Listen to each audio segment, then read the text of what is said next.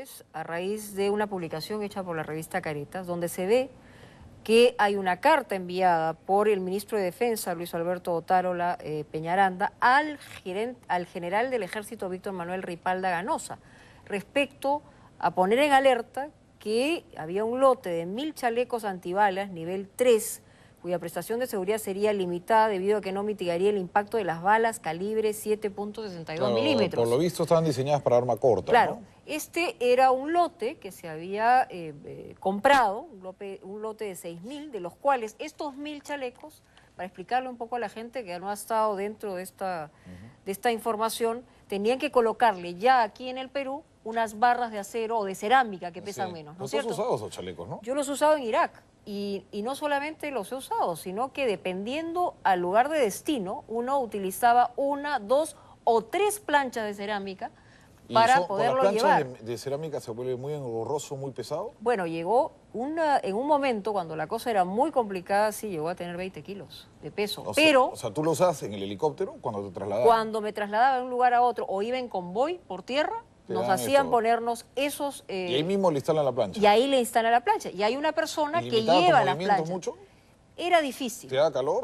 Sí, claro, porque allá hay un calor terrible en verano. No, claro, lógico. Pero es desierto. Medio Oriente, aquí estamos hablando de vegetación. Aparte de la humedad, Brae, pero digo, era muy engorroso. Era complicado llevarlo, pero era imposible no llevarlo, porque en las condiciones en las que estaba. Pero el tema de fondo aquí es a quién se le atribuye la responsabilidad de que estos chalecos hayan ido al BRAE y que no hayan tenido, digamos, las láminas adecuadas, ¿no? Yo no sé si el soldado, porque en combate puede estar con una cosa engorrosa y difícil, pero para traslados, y tú para estás sentado, claro, o sea, estás a tiro blanco. Claro, hay situaciones en las que deben llevarlos y hay situaciones en las que deben además manejar de una forma distinta el transporte para poder no ser... que no están blindados. Claro, tiro al blanco, ¿no? Como ha ocurrido lamentablemente en el caso del BRAE. Bueno, se ha formado una comisión, tenemos al vicepresidente de la comisión que se ha formado precisamente para ver el tema de los chalecos, que es Heriberto Benítez. Buenas noches. Y tenemos al ex primer ministro Javier Velázquez Quesquén del APRA, que para hablar de este tema, yo creo que empecemos por acá. Pero antes vamos a ver qué cosa dijo el almirante Gianpietri y el general Gibovich, precisamente el tema de los chalecos. Es la visión militar, digamos, del tema de los chalecos. Yo tengo aquí en el carro y se lo puedo mostrar. Y les pediría físicamente que tomen el peso a la placa protectora de los chalecos antibalas que no garantizan el disparo de un fusil. No lo garantizan. Son más o menos 8 kilos que pesan las placas y cubren esta área de acá. O sea, si le tiran acá como le tiraron a Valer, que estaba con chaleco, igual. Esto va dentro del chaleco por acá y otra placa igual va por atrás. Este es el tipo de chaleco número 4. ¿2, 3 kilos? ¿3 kilos, 4 kilos? 4 kilos. 4 kilos. Imagínense con esto puesto adelante y otra puesta atrás, sería un equeco. ¿Y cuántas placas debería llevar un chaleco? Una adelante y otra atrás. Pero si el tiro viene por acá arriba, me lleva. ¿Qué material tiene ahí? Esto es cerámica. ¿Ah? Agárrelo. Eso es lo que debería llevar, una adelante y otra atrás. ¿Dónde diablos van a meter eso a un soldado en medio del bosque con esto? El equipo ha llegado en el 2011 y se entiende que al internarse se hace control de calidad y luego el comando conjunto, al enviarlo al BRAE, tuvo que haberlo hecho garantizando de que cumplía con sus especificaciones técnicas. Déjame decirte que estos son chalecos estándar en todos los ejércitos del mundo. Es el estándar. El ejército americano, el brasileño, quien sea, emplea estos chalecos. Si a eso le quiere poner placas y otra cosa, le puede poner, pero tiene que sacrificar movilidad y flexibilidad en las operaciones. Entonces, las placas se emplean en función únicamente de trabajos específicos, o cuando las tareas son estáticas. Para estos chalecos estándar, por ejemplo, ¿qué tipo de balas pueden resistir? Te protegen balas de 9 milímetros hasta Magnum 44. Magnum es una bala grande. Te protegen contra granadas, te protegen contra explosiones, te protegen contra esquirlas, te protegen contra toda esa gama de amenazas. Pero no te protegen contra un fusil. Yo digo, con el respeto que se merece Valer y Jiménez, que fallecieron en Chavín de Huántar, ellos tenían los chalecos con todas las placas que podamos imaginar, y aún así los perforaron las balas, ¿no? No hay en este momento algo que diga 100% me protege de un fusil AKM o de un FAL. El soldado lleva un fusil que pesa 4 kilos aproximadamente, lleva 5 o 6 caserinas que pueden pesar 8 kilos más o menos, lleva su equipo normal, y si le sumas 10 o 12 kilos de chalecos, estamos hablando de 30 kilos. Con eso no caminas en el monte, no caminas en Bicatán. Claro, y en el monte y serías uno- vulnerable totalmente porque pierde movilidad. Bueno, en ese sentido hay razón en tema del peso y la geografía que tiene el Braille. El tema de la movilidad, la flexibilidad, pero Claro. como tú dices, en desplazamientos es otra la historia. En desplazamientos debería ser otra la historia. Bueno, ¿qué van a hacer, digamos? ¿Qué enfoque le van a dar a este nuevo escándalo? Bueno, en primer lugar, creo que todo el problema se origina de si estos chalecos eran de utilidad o no para el combate en el BRAE. Y partiendo de esa premisa, la respuesta sería no, porque con esa placa delgada que tienen no los va a proteger absolutamente de nada por el tipo de labor que ellos desempeñan. Y evidentemente esto obliga a retroceder un poco, ir averiguando desde el inicio cómo se llevó a cabo esta compra, cuál fue el requerimiento que existía, porque si se decía que era para el BRAE, entonces debe haber fallado el requerimiento. Y luego se te irá arrojando qué otras complicaciones pueden haber en el camino, ¿no? Yo no creo que hayan enviado a los soldados del BRAE a esa zona creyendo pues que los terroristas los van a atacar con cuchillos, ¿no? Se ve más que estos chalecos son para la policía, ¿no? Para arma corta, para pelea urbana, ¿no? Claro, no, y además es para protegerte de ataques con cuchillo. De repente pensarían que ya los iban a atacar con flechas o con lanzas y por eso los mandaban con algo delgado. Sí, pues.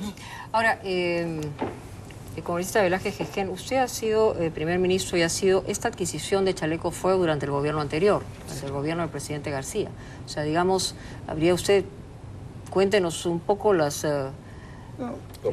procedimientos y cómo se llega a la necesidad de comprar un lote de esta naturaleza. No, ni el Comando Conjunto interviene en una adquisición de esta naturaleza, que lo hace cada arma, cada institución que tiene su unidad de logística. ¿Es absolutamente autónomo en eso? Exactamente. Yo lo que quiero decir es que, primero, que se debe investigar, y creo que está garantizado de que se va a hacer una investigación razonable y profunda en este tema, pero quiero comenzar por el último.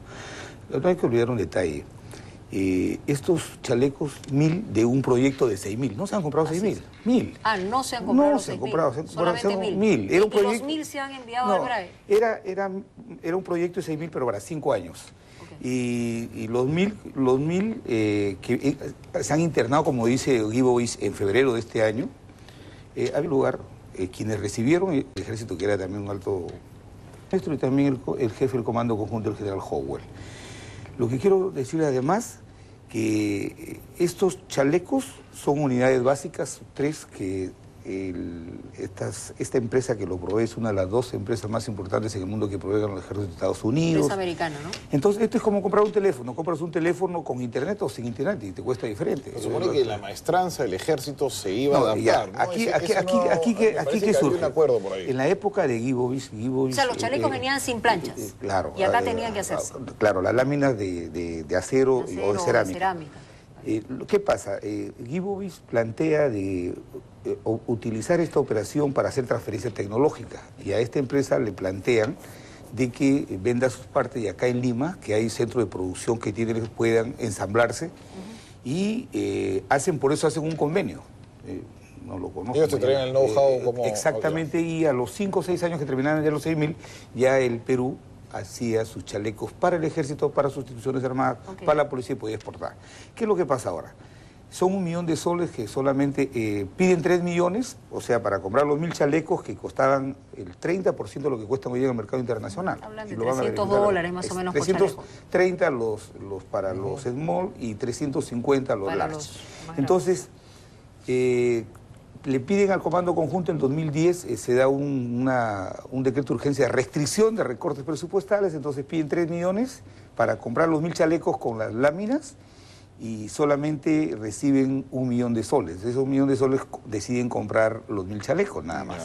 Entonces, cuando viene a Lima, en febrero, lo que debieron, como bien dice Guido, es lo que debió hacer el comandante general del ejército, en primer lugar, disponer que esos chalecos tuvieran las especificaciones técnicas de la adquisición. Y segundo, ¿quiénes toman la decisión de enviar eso al BRAE? Si en el BRAE estos chalecos, que se utilizan para operaciones con mucha movilidad, y allá se necesitaba un chaleco con una especificación determinada con lámina, Entonces no debieron enviar, ahí se tiene que determinar quién tomó la decisión de en febrero, que ingresan al país estos chalecos, quién toma la decisión de enviarlos al BRAE.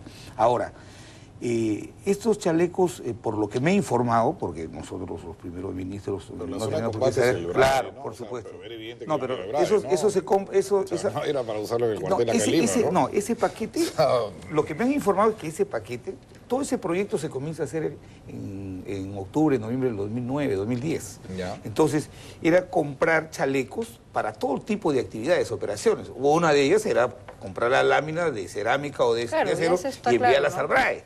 Pero en febrero de este año alguien decide, cuando ingresan, dicen vamos enviándolas al BRAE. Lo que a mí me llama la atención, ya viendo el tema político, es que justamente en esta cascada de enredos, de inexactitudes, por decirlo menos, que el gobierno ha tenido en el tema de esta llamada operación impecable, que no ha sido otra cosa que una ¿Usted cree que es una cortina de humo, para hablar claro? No, lo que yo sí creo es que resulta sintomático que de febrero a la fecha, recién hoy día... Ok. Y ¿usted cree que esto ha salido se le pretende echar la culpa a los chalecos ahora por lo que ha pasado en el BRAE, que ha sido evidentemente una impecable operación de inexactitudes y de incompetencia de Fuerzas Armadas? Yo me atrevo a decir que el tema no debe quedar solo en uno o dos generales, ¿no? Yo entiendo que si hay una política de Estado para enfrentar al narcotráfico, al terrorismo, yo supongo que el gobierno tiene que haber evaluado algo. Yo he dicho, este tema, supongo que Javier ha sido presidente del Consejo de Ministros, debe haberse tratado en algún momento el tema general. Y dentro de ese aspecto general, las compras de, digamos, de chalecos, armamentos, municiones, debe haberse tocado en algún momento. Y evidentemente ahí tiene que haberse evaluado si estos chalecos que se compraban básicamente iban para ser destinados a ese lugar o solo para otro sitio, ¿no? Porque ahí hay un tema delicado. Hoy día se puede haber repartido en mal momento. De repente no era lo adecuado. De repente el ministro, como dicen, se dio cuenta y le consultó recién Otárola, envíeme documentos para ver y póngale placas de acero, decía que incluso son las más pesadas. Pero todo debe venir desde antes cómo se manejó una política en el BRAE. Y ahí te va a arrojar muchas cosas. Claro, qué cosas tomaron. Además, ahí va a saltar no solo los chalecos, pueden saltar los uniformes, pueden saltar el armamento, las municiones, muchas cosas más, los helicópteros. Hoy día, por ejemplo, sin ánimo de apartarme el tema, un coronel Cáceres de la FAP ha denunciado que para el BRAE en el 2009 se habían ordenado comprar 2 aviones y hasta la fecha no están operativos y se ha pagado más de 20 millones por cada avión, 20 y tantos meses. ¿Eso fue y no hay aviones para el BRAE en el año 2009. Durante la gestión de ustedes. Claro, ahí es donde se ha comprado, en el año 2009. Dice que se hizo la licitación, se convocó, se compró, se dieron las especificaciones, se pagó 15 millones por el primer avión, cada uno costó más o menos 20 millones, se hicieron adendas, se siguió pagando y hasta hoy no están operativos los aviones. Entonces ya ese tema BRAE ya no solo pasa por un chaleco, ahora estamos hablando de aviones, pueden ser municiones. Es bueno que perdón, un ratito, y después, perdóname Javier, y después se habló también en el último debate que hubo en el Congreso, se les incrementó un presupuesto y se decía que querían para comprar tanques. Entonces yo pregunto, en la zona del Bravo donde hemos visto, ¿entran tanques para combatir ahí? Entonces, bueno, yo creo que ahí el tema de las prioridades y las especificaciones técnicas lo hace cada arma. Yo creo que el ministro de Defensa tiene al detalle conocimiento de qué pistola o qué tipo de chaleco se va a comprar.